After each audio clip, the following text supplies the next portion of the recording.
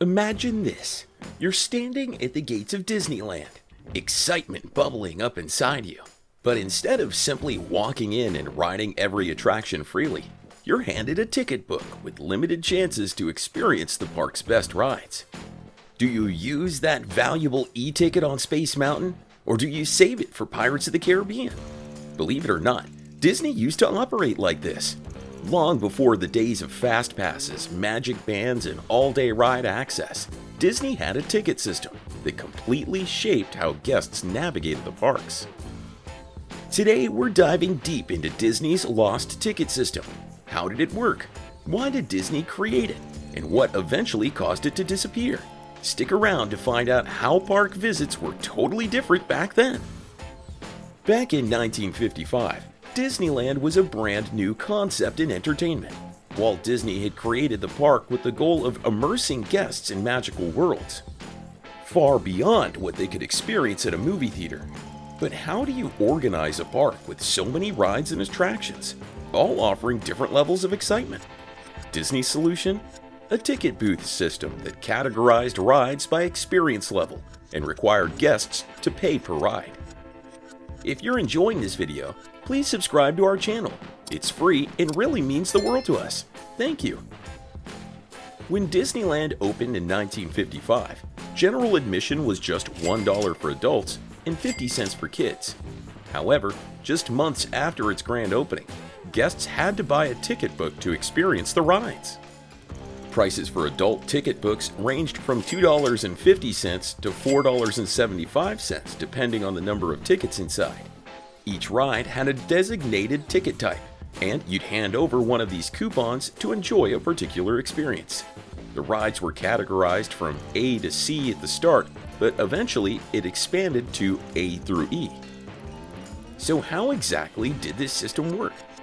Well, each letter from A to E represented different levels of attraction, with A tickets being the simplest and E tickets reserved for the most exciting experiences. When the ticket booths were first introduced, they contained tickets for A through C attractions.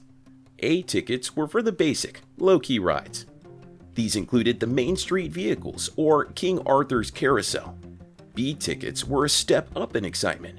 Rides like Jungle Cruise in its early days or Casey Jr. Circus Train fell into this category. C tickets were the moderate level attractions.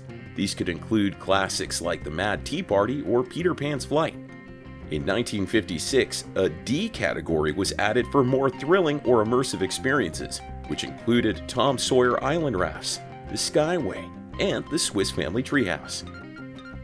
In 1959, the most exciting ticket category was introduced, the E-ticket, the crown jewels of the park.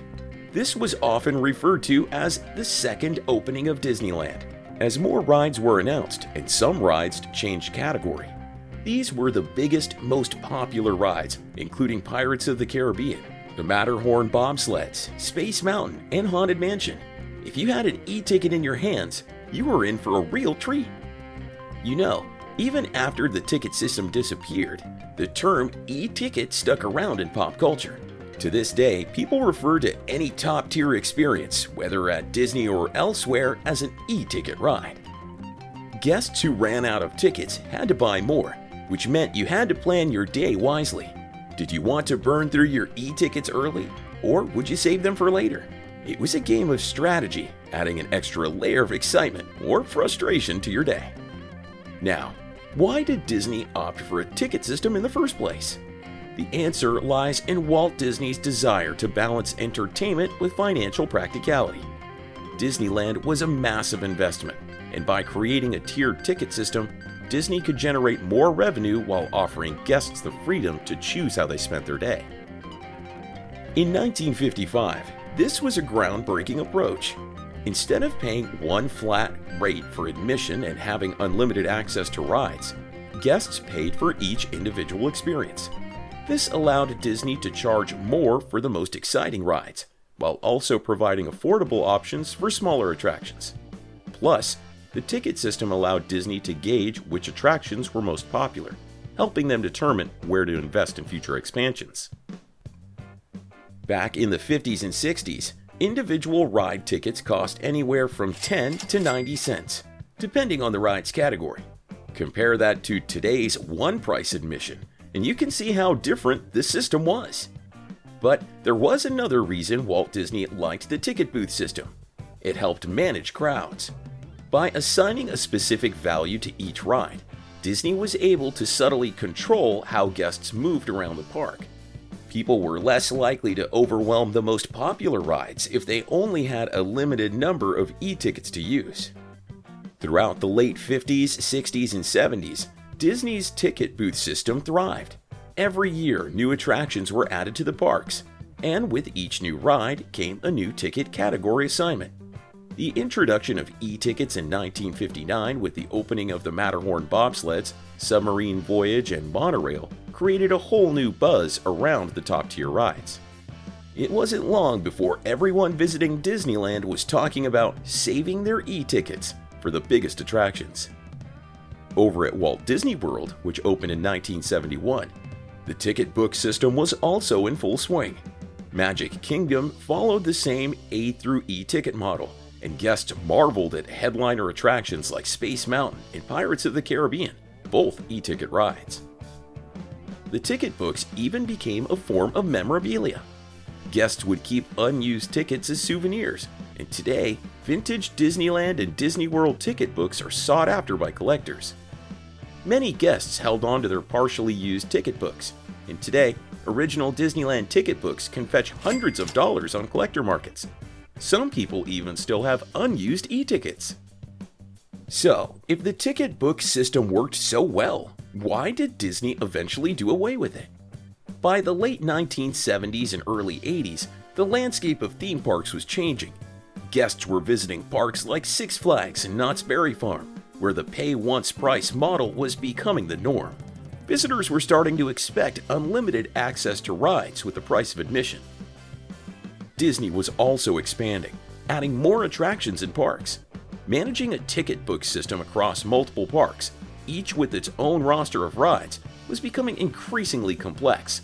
And with the rising cost of maintaining both Disneyland and the newly opened Walt Disney World, Disney needed a more streamlined, guest-friendly approach. In 1982, Disney made the decision to shift away from the ticket book model and adopt the pay-one-price system that guests had been clamoring for. This change meant that instead of rationing out tickets, guests could enjoy unlimited rides and attractions for a flat fee. It was the beginning of the all-inclusive experience we know today. The ticket book system was officially retired in 1982, and by 1983, Disney parks had fully transitioned to the pay-one-price model. Many fans were sad to see the old system go, but the new model allowed for much more freedom. While many Disney purists missed the charm of the ticket books, the pay-one-price model was inevitable, and it was only normal for guests to start expecting more at Disney since other theme parks across the world were already adopting that strategy. The ticket books, while nostalgic and strategic, often limited what guests could experience. Once the pay-one-price model was introduced, visitors had more flexibility, and Disney parks saw an increase in attendance and guest satisfaction. From a business perspective, the new model also made sense. By charging a flat rate, Disney could streamline operations, focusing on building new attractions, and keep guests inside the park for longer, driving food, merchandise, and entertainment sales.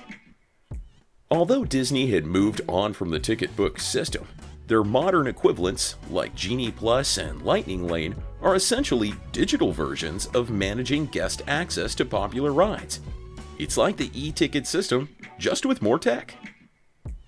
Though the ticket book system is long gone, it remains a cherished piece of Disney history.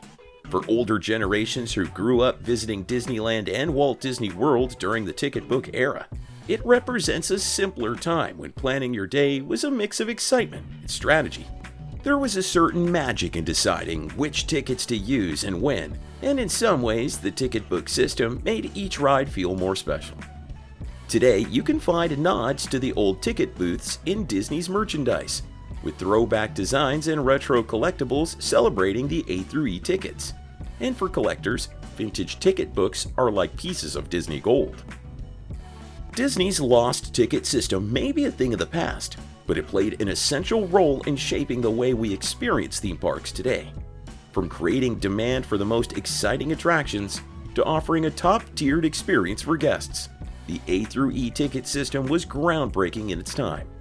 While park visits today look very different, Disney's ability to manage guest flow and create value remains unchanged. So, next time you walk into a Disney park with unlimited access to rides, remember that it wasn't always this way. Once upon a time, those precious e-tickets were the golden key to Disney's most thrilling adventures. Thanks for watching, and please remember to subscribe. We'll see you next time.